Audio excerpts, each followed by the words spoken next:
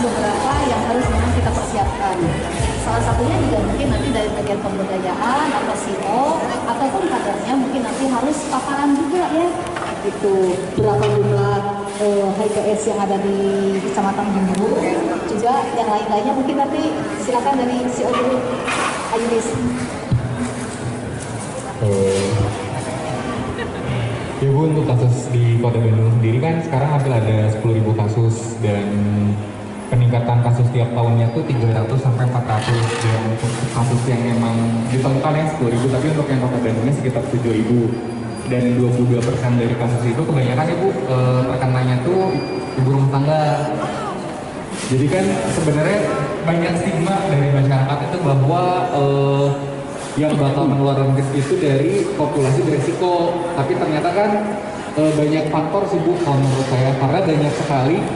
Intinya mah setiap orang itu bisa beresiko tertular HIV kalau dia melakukan perilaku beresiko. Jadi kebanyakan kita tuh hanya stigma yang terkena HIV itu pasti orang-orang tertentu saja, pasti kalangan-kalangan tertentu, dan itu kan sebenarnya yang salah. Kalau dari saya Pak, dari Bu itu. Ya betul ya, ya bisa. Sementara ini orang selalu berpikir bahwa HIV itu identik dengan maaf ya, seperti LGBT ya, kemudian kelompok-kelompok yang lainnya, warga panasu, kemudian padahal sebenarnya ketika kita temukan datanya itu ternyata dari ibu-ibu yang menularkan dari ibu hamil kemudian menularkan ke anak. Nah, dari mana nih ibu ini? Kan memang tidak bisa tiba-tiba ibu-ibu tuh langsung kena HIV gitu ya, tapi benar ada menularkannya juga. Nah, ada menularkannya dari siapa? Nah, inilah kenapa kita tuh benar-benar harus melakukan sosialisasi pemahaman baik ibu-ibu, baik remaja, karang taruna, itu memang harus kita sosialisasikan bagaimana sih penularannya gitu kan. Jadi ketika kita semakin paham, semakin tahu bagaimana cara penularannya, itu pasti kita melakukan pencegahannya. Jadi buanglah stigma bahwa HIV itu menakutkan. Tidak, tapi menakutkan bagi mereka yang beresiko. Betul. Nah, kalau sudah mereka merasa beresiko, untuk tahu statusnya, ya periksalah. Dan jangan takut untuk periksa, karena kalau sudah terinfeksi pun, kita ada pengobatannya. Walaupun tidak menyembuhkan, tapi minimal daya tahan tubuhnya tuh stay di situ. Jadi harapan hidupnya pun akan semakin tinggi. Dibanding itu pro banget. Makanya memang peranan masyarakat ini memegang yang sangat penting. Karena ketika masyarakat melakukan stigma, itu yang terinfeksi itu akan semakin takut. Takut untuk membuka diri, takut untuk bersosialisasi, takut untuk berterus terang. Nah, ketika mereka takut seperti itu, akhirnya seperti fenomena gunung es. Betul. Ya enggak? Jadi sepertinya tidak ada, padahal mau obat. Betul sekali. Nah, dan kita nggak tahu apakah orang di sekitar kita melakukan hubungan beresiko, karena mereka pun takut tidak mengatakan, jadi akhirnya di sekitar kita ternyata banyak juga. Padahal kita nggak tahu. Karena itu stigma itu, bagaimana caranya kita mengedukasi, memberikan pemahaman kepada masyarakat, jangan khawatir lah.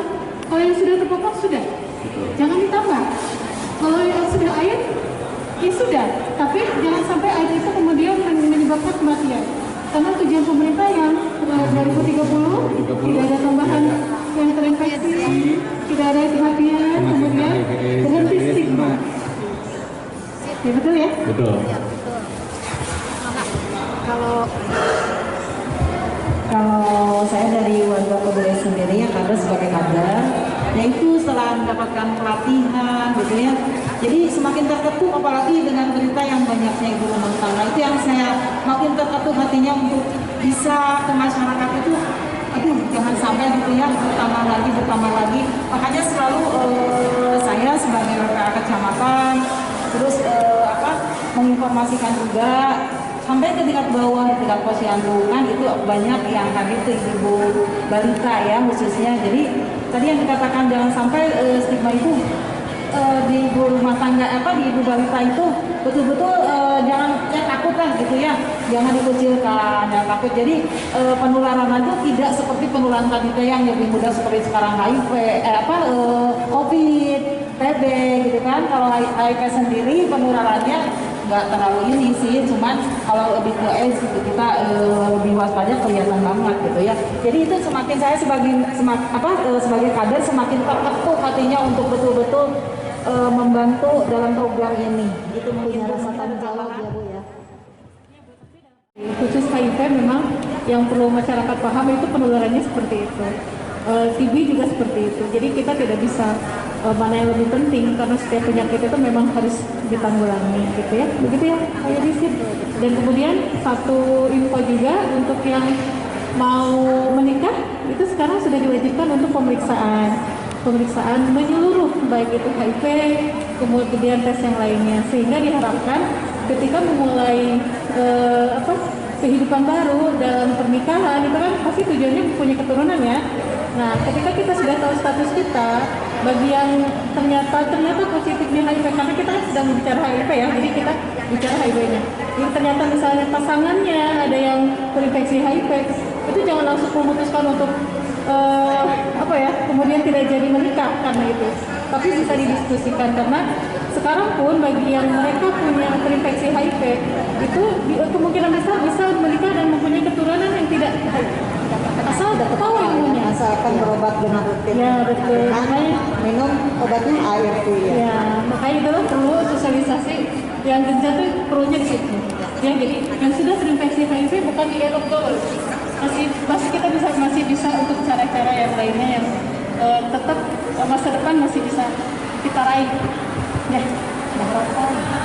Sedikit menambahkan juga Bu, jadi kayak emang untuk misalkan ada salah satu pasangannya yang terindikasi ya Bu positif HIV, nah itu bisa ada kemungkinan untuk keturunannya tidak terinfeksi. Nah salah satunya adalah ketika si ODIP ini orang dengan HIV ini mengakses terapi ART, mengkonsumsi obatnya secara rutin, dan nanti pada saat dicek virologi Bu, nah kalau misalkan itu kalau di kita bilangnya UU, jadi undefined untransmitter, jadi kalau misalkan si virusnya tidak terdeteksi di dalam tubuh ODIP, itu tidak dapat menularkan. Jadi maksudnya kayak nggak perlu takut, nggak perlu khawatir, karena kan si proses penularan HIV itu tidak mudah kecuali untuk melakukan perilaku berisiko yang tadi kan. Selain dari perilaku berisiko, ya HIV tidak akan menularkan. Nah, kemungkinan yang perlu kita pupuk di masyarakat itu kesadaran tentang proses penularannya, tahapannya seperti apa supaya tidak ada stigma terhadap ODIP atau ODA seperti itu. Tapi yang perlu dicatat tidak perlu takut, tapi tidak takutnya itu dengan ilmu jangan tidak takut tapi bebas.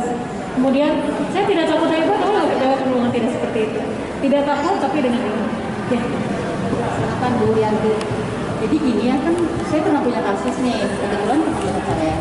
Jadi dia memang menderita HIV dan ada pada saat menikah akhirnya memutuskan untuk tidak punya anak. Jadi kalau sekarang itu sebenarnya bisa punya anak ya, gitu, bisa punya keturunan. Jadi akhirnya waktu itu teman saya sendiri memutuskan untuk mengadopsi supaya tidak diteruskan lagi penyakitnya kayak gitu. Iya Bu, karena sekarang memang bisa memiliki keturunan dengan catatan setelah melakukan pemeriksaan dan melakukan beberapa tes dan pemeriksaannya IVF itu bisa kok. Jadi ya itu bisa sampaikan nanti ke temannya, itu bisa. Jangan sampai ketika saya sudah terinfeksi HIV saya nggak bisa menyukai itu punya anak nggak bisa, itu nggak seperti itu. Harapan masih terbuka lebar ya Bu ya. Edukasi itu ya seperti ini ya. Itu karena diketahui dari awal, jadi kita bisa melakukan preventif pencegahannya gitu supaya si anak tidak terindikasi nanti tertular HIV itu sendiri. Jadi kita melakukan penekanan. Jadi misalkan kayak tadi kayak ART kan nanti ada ART yang bisa dikonsumsi sama ibu hamil. Makanya itu ada triple eliminasi ya Bu. Di semester pertama kan tujuannya kan untuk mendeteksi virus itu ya Bu. Seperti itu. Ya ini sudah nambah aja ya, mungkin perlu diketahui juga bahwa Kecamatan Ujung Berung ini alhamdulillah gitu WPA-nya sudah berjalan lancar, kegiatan-kegiatan apalagi yang triple eliminasinya sudah berjalan itu ya, tes ibu hamilnya, tes HIV ibu hamil, sifilis sama hepatitis dan HIV-nya itu sudah berjalan alhamdulillah. Kecamatan Ujung Berung sudah ini tidak termasuk 2018 ya. Alhamdulillah sudah dari 2018 itu kegiatan secara rutin setiap bulan kegiatan tes HIV ibu hamil di Kecamatan Ujung Berung Bu. Sukses buat Ibu Camat. Ya, kita juga berterima kasih sama pemerintah ya Bu ya, karena memang begitu gencarnya melakukan pencegahan, baik dari ibu hamil harus tes dulu, karena terkadang ketika tidak dipaksakan itu tidak mau. Ya, sekarang catin sudah diwajibkan, nah, itu memang harus seperti itu. Kita bahaya Bu, pemerintah kan harus gimana coba, gratis itu ya, ya gitu ya. Dari pemeriksaannya untuk ibu hamil, untuk yang obat yang terkena juga ya gratis kan? Ya padahal kalau sudah diperiksa ketika tahu juga keuntungannya untuk mereka sendiri ya Bu ya, bukan untuk kami ya Bu ya. Ya maka suatu hal yang menakutkan ya, mendengar HIV, kadang-kadang orang masih, ikut tertular atau apa, nah mudah-mudahan dengan minimal acara seperti inilah gitu ya, sosialisasi kecil-kecilan bisa mengantisipasi hal yang tidak kita inginkan ya. Ya, bukannya selama ini stigmanya masih orang yang terkena HIV itu biasanya orang yang tanda kutip. Padahal kan sekarang tidak. Hamil juga bisa ya, memang dari pasangannya. Tapi kan ibu hamilnya itu tidak, bukan orang yang patut disalahkan gitu ya. Jadi kita harus merangkul semua, harus disosialisasikan lagi semakin gencar supaya stigma ini bukan berkurang, tapi harapan kita hilang. Dan kesadarannya, ayo tinggal kesadaran dari orang yang terkenanya juga masyarakatnya ya, untuk tidak lagi menularkan di masyarakat gitu kan. AIDS ya tahun 2030 ya. Amin. Itu aja ya mungkin ya. Kita diskusi ini hanya dari hati ke hati aja. Ya terima kasih ya.